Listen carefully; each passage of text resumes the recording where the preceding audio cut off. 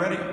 Yes, let's do it. Okay, the clock starts now. All right, I'd like to start by asking everybody to envision themselves on a journey with me. Let's start by thinking about an amazing tourism conference that's going to be at a great and mysterious place called the White City.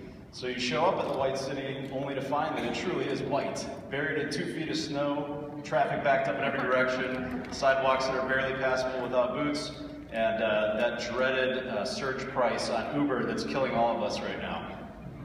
So you arrive here, but you're in a better place. You're in the White City, but you're inside of a clear dome. You're looking out at the city, it's covered in white, but you're warm, it's 80 degrees. You're laying in a pool, you're sipping on your favorite cocktail, and there's a server bringing you a fresh fruit skewer that you can nibble on while you enjoy.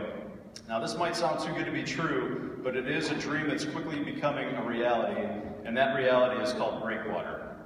Breakwater will be the first of its kind anywhere in the world, a floating, remotely operated entertainment venue that encompasses a portfolio of entertainment options. That portfolio includes a 10,000 square foot swimming pool, an Americana restaurant, a seafood restaurant, a pop-up restaurant, event spaces, a spa. There's a private club on board for members only, and the rest of it is all open to the public. This vessel is meant to be designed on the exterior to feel like a boat, so the white surfaces and the soft lines give it that yacht-like feel. But then when you step on board inside of Breakwater, there's plant life, we have the swimming pool, there are amenities you would normally find on land, and you suddenly find yourself tricked to believe that you're on the Catalina Island in Chicago. Now in the summertime, we operate Breakwater remotely. It'll sit about 1.5 miles offshore. It doesn't move around, you have to take a boat to get to it. Now, if you have a private boat, this is your first real boating destination in the Chicago area, so you're welcome. And who here has a boat? Show of hands real fast, a couple folks. All right, everybody else, these are the friends that you have to make before you leave the conference today. If you don't have a boat, we do offer water taxi service, so you can get on a free water taxi, come out to Breakwater, and partake in the boating fun just like you own your own boat. So in a sense, Breakwater will become your best friend with a boat that you never had. Now in the wintertime, as we're experiencing now, we tug Breakwater into shore, we tie it up to land, so you can just walk on and off of Breakwater as a guest, and we enclose the entire vessel in a clear dome.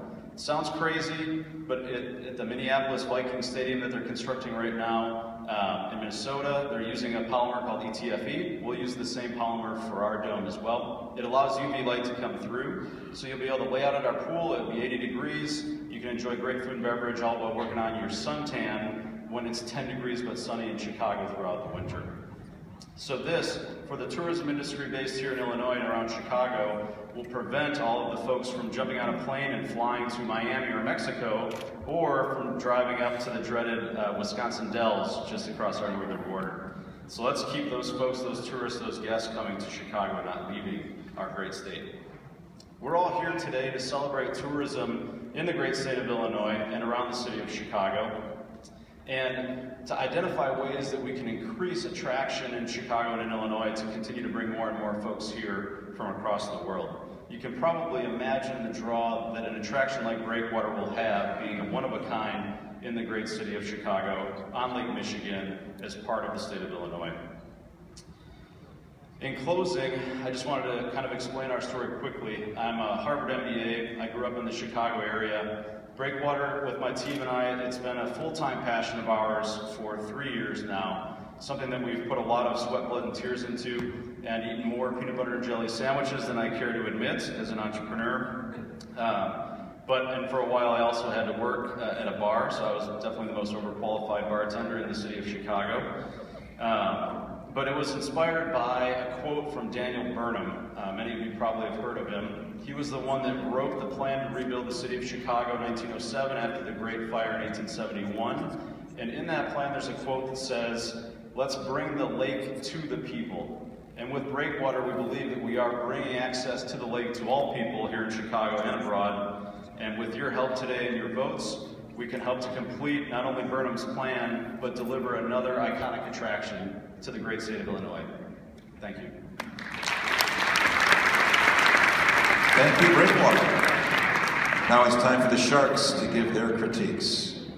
Thank you. This looks like fun. I'm just going to ask you, because I have a lot of questions, so if you could just keep the answers really short, that would be great. Okay.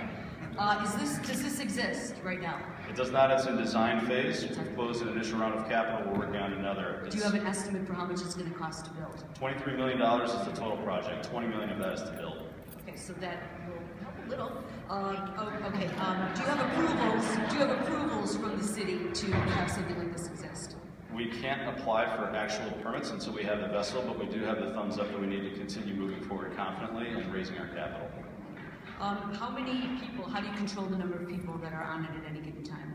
There is an app that we will be developing that is like the clicker that you used to see at bars and nightclubs to control how many people come in and out. We'll do a mobile version of that, so we'll have essentially an employee on each of the water taxis, and as one person gets on board, they click up one person, but that's broadcast across all of the digital devices carried both at our mothership, as we call it, and out on the water taxi. So we always know the numbers coming in and out. Okay, and what would the membership cost?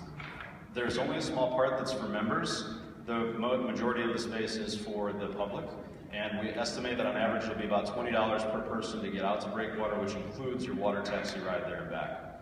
Okay, last one. So you'll be serving alcohol? Correct, yes. Okay. All right, indemnification issues and all that, but Similar to bars and restaurants on land. But on water, it's a little bit more challenging. But okay, thank you. Look, I love the idea, and I have a couple more questions. How are you raising the capital for it? The initial round of capital was brought in by private investors, all from the state of Illinois, so it's all local money helping to develop this attraction. The next round of capital will be a split between debt and equity, about 50% each. So we're working with a local Chicago-based bank to set up the debt side, and we're approaching large high net worth individuals to help us on the equity side. Okay. I just noticed on your website when I was looking at it this morning that there's a lot of, you're asking the public for money to buy memberships in advance and so forth. If it hasn't been approved, what's the strategy behind that? I'm intrigued. While Breakwater in its design is different than anything else out there, there is a venue called Suwada. It's in Istanbul on the Bosphorus Strait. If you look it up online, the way that it operates is very, very similar to how we will. So the operational side and the amenities that we offer on water has been done elsewhere. The fact that ours floats and is an actual vessel is the big difference that separates us from them. Gotcha. Okay, go ahead. And how are you different from the playpen? I assume you've heard of that, right? I have sailed through the playpen. For those that you don't know, it's an area, really the only area in Chicago that boaters can take their boat to. There's nothing there, it's just open water that people tie up together on. We at Breakwater are further out, so we get a little different vantage point of the city, and also offering a place where non-boaters can mingle with boaters without having to literally swim from Ohio Street Beach to get into the playpen, as I've seen many people try to do. Just one final comment. When I was looking through your website, I think you need to take another look at your website and simplify it dramatically. It took me ages to actually get to the idea. It's a big idea. You sold it to me in one visual, yet your website's so convincing. The first thing you're doing is asking me for money, and throwing up things of all these people that have donated. And I think you're kind of going down a risky path at times with that, because you got this idea and it's great, but it's not approved, but you're asking people for money and to support it. You're asking them to put their dollars down. It just didn't feel kind of right in places, but I think you need to address that on your website. That's a good point. We're working on a new website now, and that's a point well taken. So I think the idea that people are, these days, all across the world actually sort of betting on ideas to come and contributing money, and if it doesn't work out, the money is refunded or whatever, is a much more common strategy than it's been in the past. But I think, I'm just curious in terms of the dome, what's the, is there some feeling that science and engineering around the dome, so we know the dome is going to work? Yes, the dome can be done in two ways, and there are examples of both out there. One is an air structure, so it's like the white inflatable domes you see on the driving range occasionally or over a football stadium. There's a clear version of that on the market now, so that's out there. And then, as I mentioned, at the Viking Stadium in Minnesota, they're building a clear roof on that stadium, which uses the same material, and they build a structure and wrap that skin over it. So we've seen examples out there of both. We will be the first boat that has that aboard, but the technology behind it has been proven elsewhere. Just tell us the sort of the rough dimensions, if you can, of what this illustration represents. Our design is 300 feet long and 100 feet wide, so it's roughly the size of a football field on our footprint. We have about 50,000 square feet front of house on the boat. Great. Okay, thank you very much. Howard, one last question. How are you going to get out there in the winter with if it's No, frozen? they tow it in. They tow it in. Oh, they tow it to shore. Okay. Okay. Good question. Thank you. Thank you. Thank you.